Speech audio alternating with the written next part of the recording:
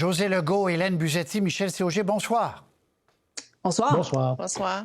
Vous ne pensiez pas, il y a quelques semaines, peut-être quelques mois, avoir à analyser le budget de l'an 1 aujourd'hui.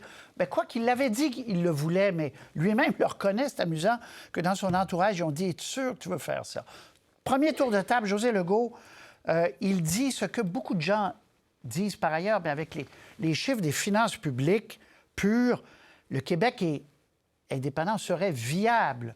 Voilà. José, tour de table. Oui, mais c'est ça. Mais ça, je pense que c'est établi quand même depuis longtemps. Même tous les premiers ministres fédéralistes l'ont reconnu. Donc, ce serait étonnant là, que ce ne soit pas le cas.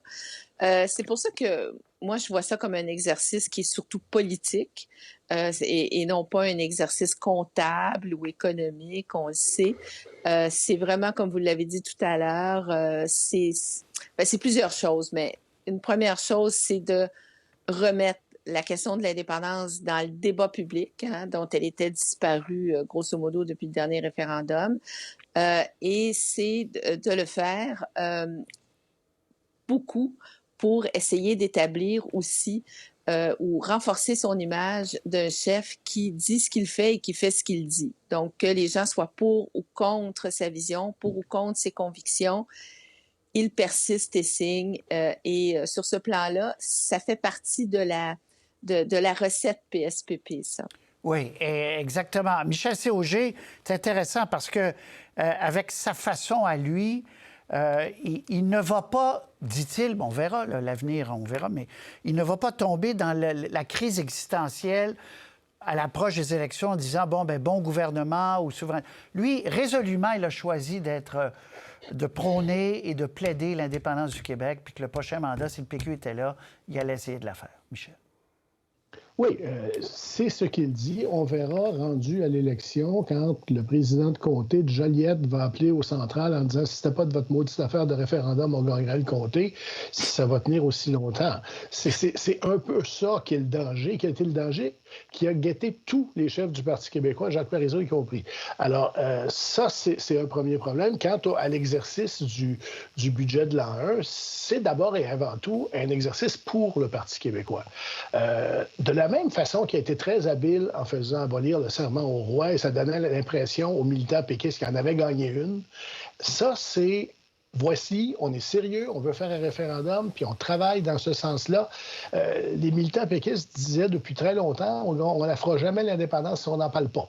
Ce qui tombe sous le sens. Mais là, on en parle. On peut critiquer le document, bien sûr, mais c'est un fait. On a remis la question, c'est José qui disait ça, on a remis la question de l'indépendance dans le contexte politique alors qu'elle avait pas mal disparu du débat. Hélène, il en parle donc. Oui, je suis d'accord avec mes collègues que cet exercice-là, il est d'abord politique. Si on commence à décortiquer chacun des chiffres, je pense qu'on fait une erreur. On passe à côté de l'essence même de l'exercice. D'abord, ces chiffres-là, ils sont à prendre avec d'énormes pincettes, ne serait-ce que parce que nos gouvernements ont de la difficulté à faire eux-mêmes dans un contexte de statu quo, si on peut dire, ont de la difficulté à faire des projections sur plus que 2-3 ans, projections qui s'avèrent. Parlez-en aux ministres fédéraux des Finances sous Justin Trudeau. Il n'y en a pas un qui a réussi à atteindre ses objectifs de solde budgétaire, puis on n'est même pas dans une situation de créer un nouveau pays. Alors, ça serait, je pense, une erreur là, que de décortiquer chaque petit chiffre et se dire, c'est-tu vraiment 12 milliards plutôt que 14? C'est d'abord un exercice politique et comme vous l'avez dit, ça permet de remettre la question de la souveraineté à l'ordre du jour dans une dose pas si homéopathique, pour reprendre vos mots. C'est une drôle de façon de le dire. Oui. Il y a des grosses granules. Oui, voilà. Et ça non, mais dans aussi, le temps, ce que je voulais dire maladroitement, c'est que dans le temps, il mise sur le fait que lui va en parler tout le temps, sans arrêt. Oui. Mais, je vous tire la pipe. Mais je pense que ce qui est intéressant, c'est que aussi ça a l'effet de neutraliser le principal adversaire du PQ, c'est-à-dire François Legault à la CAQ, en tout cas sur cet enjeu-là, parce que M. Legault s'étant déjà prêté à ce même exercice dans le passé, il est un peu mal pris de le discréditer au complet, et donc ça vient quand même neutraliser Québec solidaire, qui est d'accord avec l'exercice, la CAQ qui a déjà pris part. Alors, ça aide aussi stratégiquement le PQ. On va justement écouter. Restez là, parce qu'après, on va faire une tournée sur M. Legault, sa réaction, mais on va l'écouter. C'était la semaine dernière, et quand il marchait vers la période de questions, et en période de questions, on était presque en campagne référendaire. On écoute. Bien, j'ai hâte de voir. D'abord, c'est lundi prochain qu'on va avoir la mise à jour des finances d'un Québec souverain. J'ai hâte de voir qu'est-ce qui fait avec le trou de 13 milliards de péréquation. On va commencer par répondre à cette question-là lundi. Est-ce que le premier ministre comprend qu'au même moment où on bénéficie de versements de péréquation, le fédéral nous endette? Ce qu'il nous dit, c'est que selon lui, le fédéral dépense trop, puis que lui, dans un Québec souverain, il couperait 8 milliards dans les dépenses qui sont faites actuellement par le gouvernement fédéral. Est-ce qu'il pourrait en même temps, lundi, dire aux Québécois combien il y a de Québécois qui perdraient leur emploi? Bon, pour l'instant, il ne l'a pas dit combien. Il dit que ça viendrait, mais il a reconnu en entrevue tout à l'heure qu'il y aurait des pertes d'emploi. Mais, José, c'est quand même extraordinaire, la politique québécoise, parce que là, M. Legault, demain, va attaquer un exercice qu'il lui-même avait présenté en 2005, là, José. Mm-hmm. Ah, mais la ferveur des convertis, c'est toujours quelque chose, hein, quand même. Ce qui frappe là-dedans, c'est que oui, en effet, Paul Saint-Pierre Plamondon neutralise un peu la CAQ, neutralise un peu Québec solidaire, mais il le fait de deux manières. Premièrement, il s'adresse à l'électorat souverainiste de la CAQ. Il parle aux électeurs souverainistes de la CAQ parce qu'il y en a beaucoup qui le sont encore et qui s'étaient détournés du Parti québécois, justement, pour beaucoup de raisons, mais principalement parce que le Parti québécois ne s'occupait plus de son option.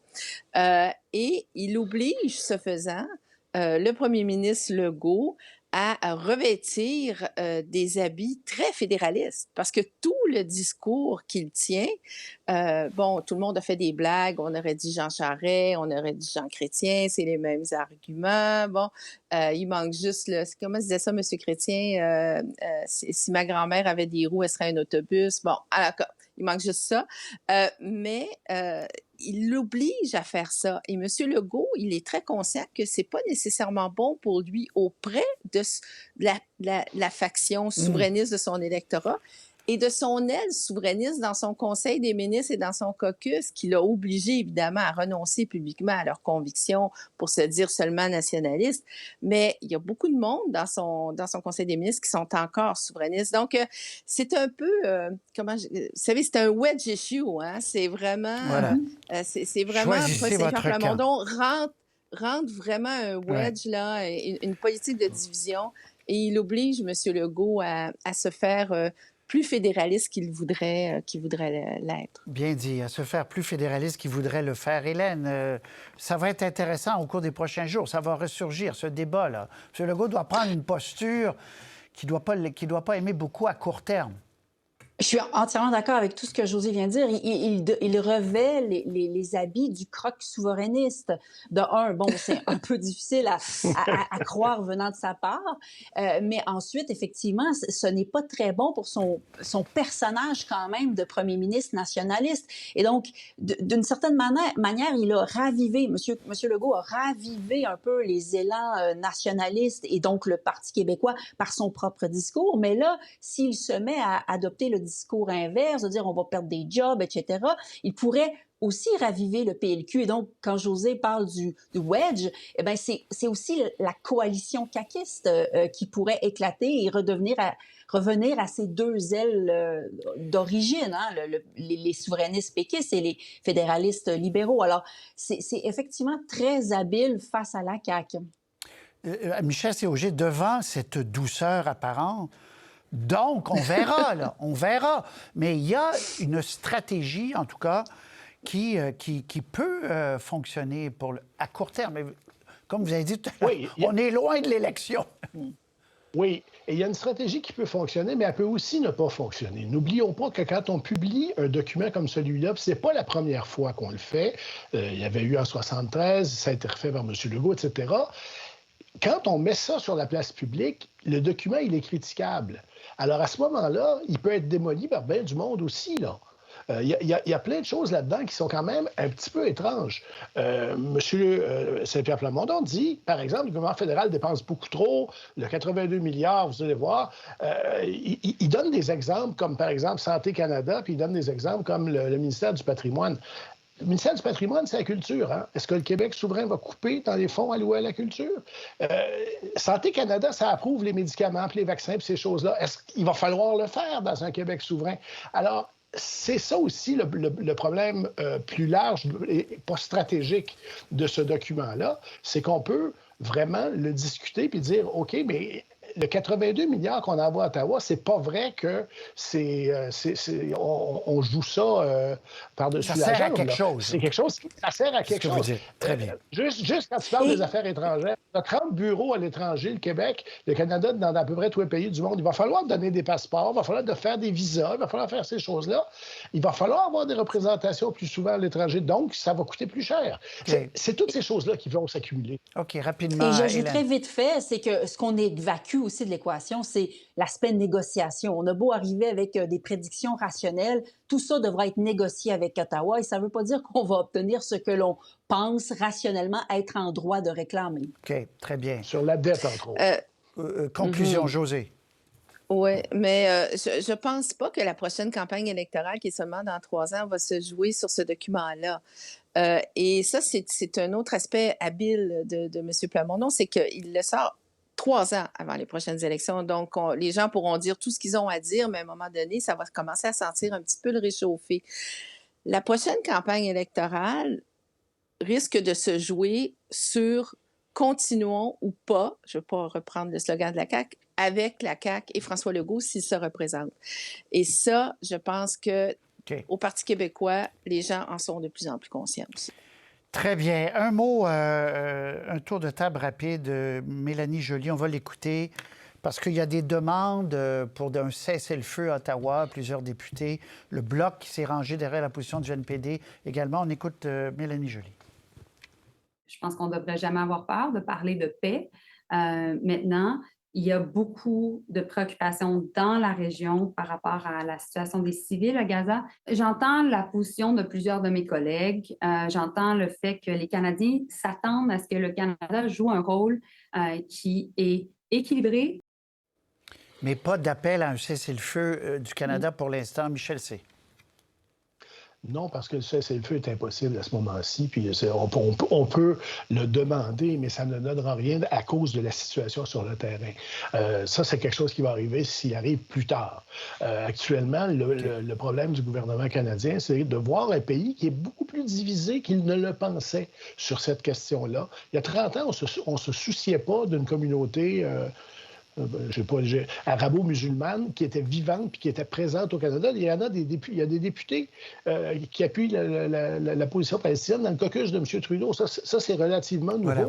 Et c'est ça qui met le gouvernement à marcher sur des œufs, là. Hélène, oui, absolument. Cette lettre-là est très dévastatrice. Je mettrais quand même quelques bémols. Le Bloc québécois, c'est à moitié ralliés à cette idée d'un cessez-le-feu. Eux, ils réclament un cessez-le-feu temporaire et humanitaire. Donc, juste pour permettre à l'aide humanitaire d'entrer et de pouvoir être distribuée. D'ailleurs, il faut quand même le dire, le Bloc québécois, sa position dans ce conflit-là a beaucoup évolué par rapport à il y a peut-être une vingtaine d'années ou même 10 ans, où on était beaucoup plus proche de la portion ou du point de vue peut-être palestinien. Là, on s'est résolument rangé du côté d'Israël. On suit beaucoup le gouvernement libéral là-dessus et ce n'est pas nécessaire. C'est une rupture, en tout cas, avec les positions passées du Bloc. Très bien. Josée, conclusion. Oui, bien pour Justin Trudeau, c'est vraiment le défi de marcher sur un fil de fer parce que non seulement son caucus, son conseil des ministres sont divisés, mais aussi la population, comme on le disait. Et là, M. Trudeau va devoir ajuster son discours en conséquence tout en restant un allié indéfectible d'Israël. Ira-t-il? M. Macron est là demain, sûrement pas cette semaine, mais éventuellement, on imagine que oui. Très bien. Je vous laisse là-dessus. Josée, Hélène, Michel, merci beaucoup. C'est bien parce qu'on n'a pas trop inondé les gens de chiffres, parce que vous avez tellement raison. C'est pas tellement les chiffres l'important, c'est l'intention puis ce qui est derrière. Merci. À très bientôt. Au revoir. Au revoir. Au revoir.